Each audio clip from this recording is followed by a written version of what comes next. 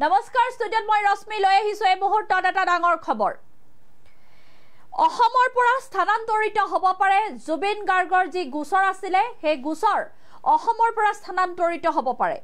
আৰু ইতিমধ্যে জুবিন গাৰ্গৰ মৃত্যু সন্দৰ্ভত যিখিনি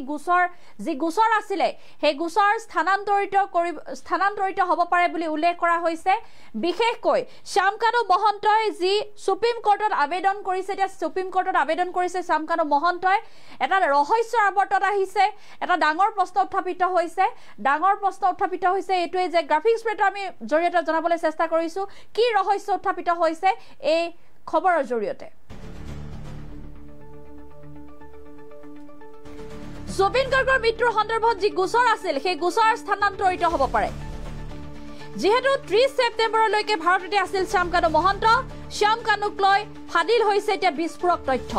আৰু দেশত নথকাকৈ লেখ আবেদন কৰাটো সম্ভৱ নহয় যদি ভাৰততে আছিল তেন্তে 1 অক্টোবৰত সিংগাপুৰৰ পৰা অহা নাছিল নেকি শ্যামকানু মহন্ত এটা ৰহস্যৰ আৱৰ্তত আছে এটা ডাঙৰ প্ৰশ্ন উত্থাপিত হৈছে পুনৰবাৰ জনাইছো জুবিন গাৰ্গৰ মৃত্যুৰ সন্দৰ্ভত যি গোচৰ আছিল সেই গোচৰ স্থানান্তৰিত হ'ব পাৰে অসমৰ পৰা স্থানান্তৰিত হ'ব পাৰে জুবিন গাৰ্গৰ মৃত্যুৰ গোচৰ আৰু সিআইডিৰ ভুলৰ বাবে গোচৰ স্থানান্তৰৰ সম্ভাৱনা আছে সুপ্ৰিম কোৰ্টত আবেদন কৰিছে শ্যামকানু মহন্তই আৰু 30 ছেপ্টেম্বৰত লেখ আবেদন কৰিলে শ্যামকানু মহন্তই আৰু 30 ছেপ্টেম্বৰত লেখ আবেদন কৰাটো এতিয়া ডাঙৰ প্ৰশ্ন উত্থাপিত হৈছে যে 30 ছেপ্টেম্বৰলৈকে ভাৰততে আছিল নেকি শ্যামকানু মহন্ত শ্যামকানুক ফাদিল বিস্ফোৰক তথ্য আৰু দেশত নথকাকৈ লেখ আবেদন কৰাটো সম্ভৱ নহয় যদি ভাৰততে আছিল তেন্তে 1 অক্টোবৰত সিংগাপুৰৰ পৰা অহা নাছিল নেকি শ্যামকানু এ ৰহস্য আছে এটো ডাঙৰ কথা এতিয়া ৰহস্যত আছে বিশেষকৈ প্ৰশ্ন উত্থাপিত কৰিছে যে যদি দেশত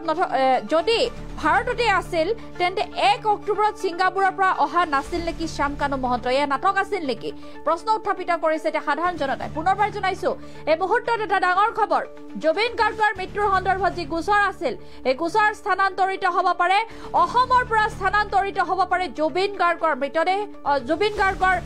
গোচৰ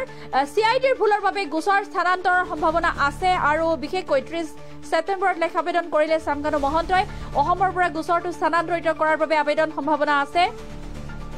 অসম চৰকাৰ ডিজিপি সিবিআই এনআইএ তথা ভাৰত চৰকাৰক পক্ষ হিচাপে উল্লেখ আছে আৰু বিশেষকৈ 30 ছেপ্টেম্বৰলৈকে ভাৰততে আছিল শ্যামকানু মহন্ত শ্যামকানুক লৈ ফাদিল বিস্ফোৰক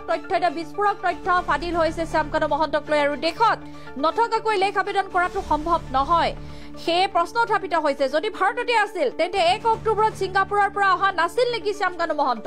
ৰহস্যৰ আৱৰ্তত আছে ডাঙৰ প্ৰশ্ন এটো এটা ডাঙৰ প্ৰশ্ন যদি ভাৰততে আছিল তেন্তে 1 অক্টোবৰত সিংগাপুৰৰ পৰা অহা নাছিল নেকি শ্যামকানু মহন্ত তেন্তে শ্যামকানু মহন্ততে ভাৰততে আছিল নেকি এটো এটা ডাঙৰ প্ৰশ্ন পুনৰবাৰ জনাইছো এই মুহূৰ্তত এটা ডাঙৰ খবৰ জুবিন গাৰ্গৰ মৃত্যুৰ সন্দৰ্ভত যি গোচৰ আছিল এই গোচৰ স্থানান্তৰিত হ'ব পাৰে সিআইডিৰ ভুলৰ বাবে গোচৰ স্থানান্তৰৰ সম্ভাৱনা আছে আৰু সুপ্ৰিম কোৰ্টত আবেদন শ্যামকানু মহন্তৰ 30 ছেপ্টেম্বৰত লেখ আবেদন কৰিলে শ্যামকানু মহন্তই আৰু 30 ছেপ্টেম্বৰত কেনেকৈ লেখ আবেদন কৰিলে এটা ডাঙৰ প্ৰশ্ন শ্যামকানু যেহেতু শ্যামকানুক লৈ এতিয়া ফাদিল হৈছে বিস্ফোৰক তথ্য 30 ছেপ্টেম্বৰলৈকে ভাৰততে আছিল শ্যামকানু মহন্ত দেশত নথকাকৈ লেখ আবেদন কৰাটো সম্ভৱ নহয় তেতিয়াহ'লে 30 ছেপ্টেম্বৰত ভাৰততে আছিল নেকি শ্যামকানু মহন্ত যদি ভাৰততে আছিল তেন্তে 1 অক্টোবৰত সিংগাপুৰৰ পৰা অহা নাছিল নেকি শ্যামকানু মহন্ত এয়া ৰহস্যৰ আৱৰ্তত চিন্তাৰ বিষয় হৈ পৰিছে ইতিমধ্যে জনতাই ইতিমধ্যে ৰাইজে প্ৰশ্ন উত্থাপিত কৰিছে যে শ্যামকানু মহন্ত 30 অক্টোবৰৰ দিনাখনি আছিল ক'ত আৰু যদি ভাৰততে আছিল তেন্তে 1 অক্টোবৰত সিংগাপুৰৰ পৰা অহা নাছিল নেকি শ্যামকানু মহন্ত এয়া নাটক আছিল নেকি নাটকীয় আছিল নেকি সামাজিক মাধ্যমত কেৱল এইটো বিষয়ক লৈ এতিয়া চৰ্চিত হৈ পৰিছে অসমৰ পৰা স্থানান্তৰিত হ'ব পাৰে জুবিন গাৰ্গৰ মৃত্যুৰ গোচৰ আৰু সিআইডিৰ ভুলৰ বাবে ইতিমধ্যে গোচৰ স্থানান্তৰৰ সম্ভাৱনা আছে অসমৰ পৰা গোচৰটো স্থানান্তৰিত কৰাৰ বাবে আবেদন সম্ভাৱনা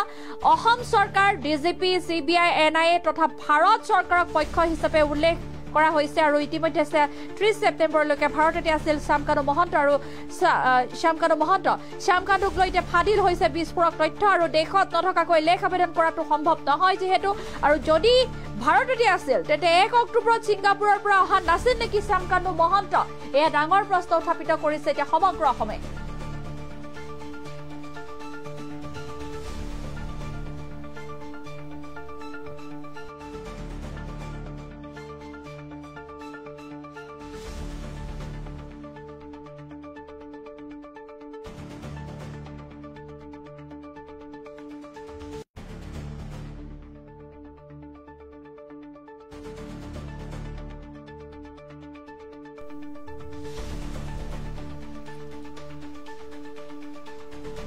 এই মুহূৰ্তত জনাই আছো এটা ব্ৰেকিং নিউজ জুবিন গাৰ্গৰ মৃত্যুৰ সন্দৰ্ভত যি গোচৰ আছিল সেই গোচৰ স্থানান্তৰিত হ'ব পাৰে আৰু অসমৰ পৰা স্থানান্তৰিত হ'ব পাৰে জুবিন গাৰ্গৰ মৃত্যুৰ গোচৰ CIDৰ ভুলৰ বাবে এতিয়া গোচৰ স্থানান্তৰৰ সম্ভাৱনা আছে আৰু সুপ্ৰিম কোৰ্টত আবেদন কৰিছে যিহেতু শ্যামকানু মহন্তই বহু প্ৰশ্ন উত্থাপিত হৈছে 30 ছেপ্টেম্বৰত লেখ আবেদন কৰিলে শ্যামকানু মহন্তই অসমৰ পৰা গোচৰটো স্থানান্তৰিত কৰাৰ বাবে আবেদনৰ সম্ভাৱনা আৰু 30 ছেপ্টেম্বৰলৈকে ভাৰততে আছিল শ্যামকানু মহন্ত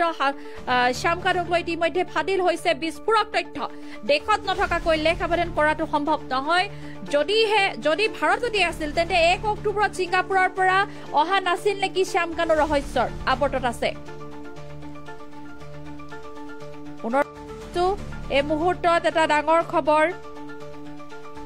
জুবিন গাৰ্গৰ মৃত্যুৰ সন্দৰ্ভত যি গোচৰ আছিল সেই গোচৰ স্থানান্তৰিত হ'ব পাৰে অসমৰ পৰা স্থানান্তৰিত হ'ব পাৰে জুবিন গাৰ্গৰ গোচৰ আৰু অসমৰ পৰা স্থানান্তৰিত হোৱা এই বিষয়ক লৈ অসমত হুলস্থুল পৰিৱেশৰ সৃষ্টি হৈছে আনহাতে ইতিমধ্যে প্ৰশ্ন উত্থাপিত হৈছে যে 30 ছেপ্টেম্বৰলৈকে ভাৰততে আছিল শ্যামকানু মহন্ত